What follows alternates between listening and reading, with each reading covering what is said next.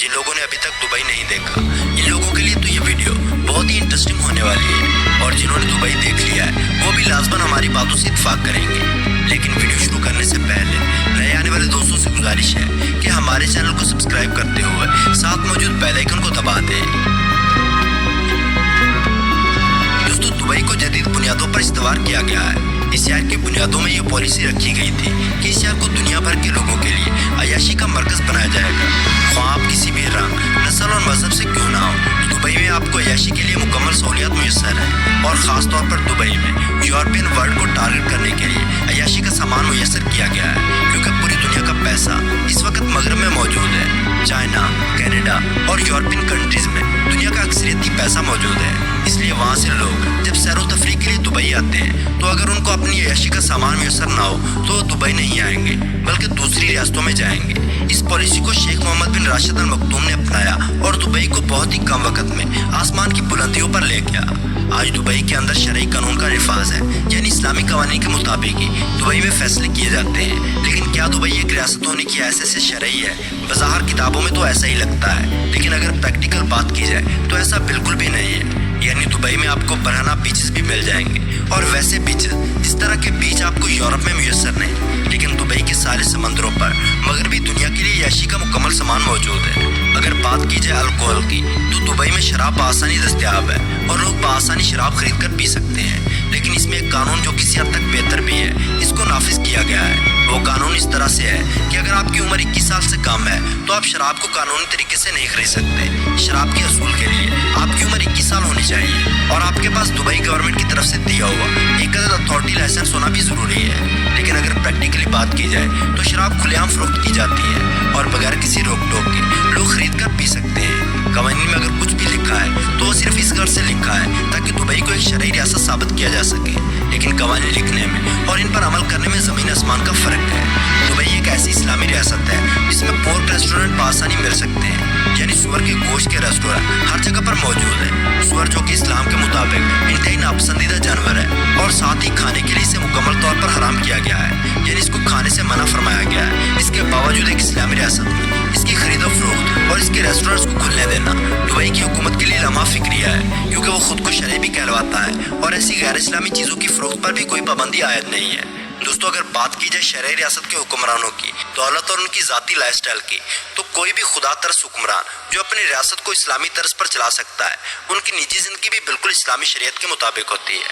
लेकिन अगर आप दुबई के हुक्मरानों, खुसूसन उनकी औरतों की निजी ज़िंदगी देखें तो वो बिल्कुल भी इस्लामी कवानीन के मुताबिक नहीं, जिन पर कई सवालिया निशान उठाए जा सकते हैं और अक्सर लोग उठाते भी हैं। अगर दुबई में मौजूद क्लब्स और पब्स की बात की जाए तो क्लब्स और पब्स एक इस्लामी मुआशरे और एक ऐसी रियासत जिसमें कहा जाए कि वहाँ पर इस्लामी कवानीन का निफाज है, वहाँ पर इन क्लब्स की कोई भी गुंजाइश नहीं हो सकती, क्योंकि ये तमाम मगरबी दुनिया का कल्चर है और इन्हीं के मजहब के अंदर इन चीज़ों की गुंजाइश हो सकती है। लेकिन इस्लाम में ऐसे फाशी के अड्डों की कोई भी गुंजाइश मौजूद नहीं है कि जहाँ पर आप लाउड म्यूजिक के साथ नाच गाना करें और शराब व शबाब की महफिलें जमाएं। लेकिन दुबई के अंदर ये चीज़ें बहुत ही कॉमन समझी जाती हैं और जगह जगह ऐसे क्लब्स मौजूद हैं जहाँ पूरी दुनिया के लोग टूरिज्म के नाम पर अय्याशी करने आते हैं। दोस्तों, अगर बुराई की बात की जाए तो बुराई ही बुराई को जन्म देती है, क्योंकि बुराई एक ऐसी चीज़ है जो अपनी जगह पर ख़त्म नहीं होती बल्कि आगे बढ़ती जाती है।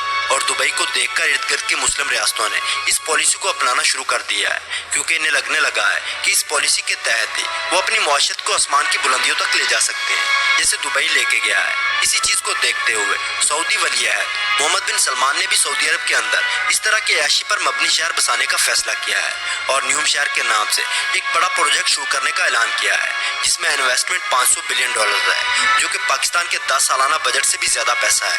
और इन पैसों से एक शहर बसाया जाएगा जिसमें कोई भी शरई कानून का इतलाक नहीं होगा, यानी वो शहर जदीद शहर के नाम पर एक अय्याशी का अड्डा होगा और पूरी दुनिया से लोग इस शहर में आकर उनका जो दिल चाहेगा वो कर सकेंगे। मोहम्मद बिन का ये ख्याल है कि ऐसा करने से वो सऊदिया की गिरती हुई माशरत को संभालेंगे।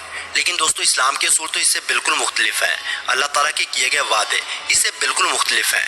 ये अपने आप को धोखा देने की बातें हैं कि हराम रास्ते पर चलकर वक्ती तौर पर तो मालो दौलत से माशरत को संभाला मिल सकता है, लेकिन हकीकत में इस मालो दौलत का हिसाब कब्र में देने के साथ साथ दुनिया में भी देना पड़ेगा, क्योंकि ऐसी बहुत सी रियासतें हमारे सामने ख़त्म हो चुकी हैं जिन्होंने हलाल और हराम में फ़र्क छोड़ दिया था। और बिल्कुल इसी तरह ही सऊदिया में लिबरलिज्म को प्रमोट किया जा रहा है। इस फैसले की वजह से पूरी दुनिया के मुसलमानों में तशवीश की लहर दौड़ गई है कि वो सरजमीन जिस पर मक्का मदीना मौजूद है, वो सरजमीन जहाँ से इस्लाम फैला था, क्या इस सरजमीन पर खुलेआम ये बेहयाई और बेशर्मी वाले काम होंगे? इसी सरजमीन अरब जिसमें रसूल कायनात सल्लल्लाहु अलैहि वसल्लम ने बुतों को ख़त्म किया था, वहाँ पर इमारात के बादशाहों ने मंदिर और गिरजाघरों की तामीर करने की खुली इजाज़त दे दी है। लेकिन हज़ार साल की तारीख हमें बताती है कि इन बुतों को जितनी बार मर्जी तामीर किया जाए, एक मोहम्मद बिन कासिम ज़रूर आता है जो इन बुतों को गिराता है और वहाँ मस्जिदें तामीर करता है। यही हाल अब इन अरब इमारात के साथ भी होगा अगर वो इन कामों से बाज ना आए। इन बादशाहों को गौर करना चाहिए कि वो तरक्की के नाम पर किस अंधे कुएं में गिर रहे हैं, और ये तरक्की अल्लाह और इसके दीन की राह में बिल्कुल भी तरक्की नहीं है, बल्कि ये सरासर बेहयाई है। क्योंकि वो आदमी मुसलमान नहीं हो सकता जो किसी की तहजीब को देखे तो इसको अपना ले और फिर तरक्की के नाम पर इस बेहयाई को फ़रोग दे। इसके बरक्स हमें चाहिए कि इस्लामी तहजीब और इस्लामी मुआशरे को फ़रोग दें, जिसे देखकर कुफार मुतासर हो सकें और हमारी शख्सियत और हमारा मुआशरा उनके लिए मुतासर कुन हो। तो दोस्तों, आज की वीडियो में बस इतना है। अगर वीडियो अच्छी लगी हो तो लाइक और अपने दोस्तों के साथ शेयर करना ना भूलें।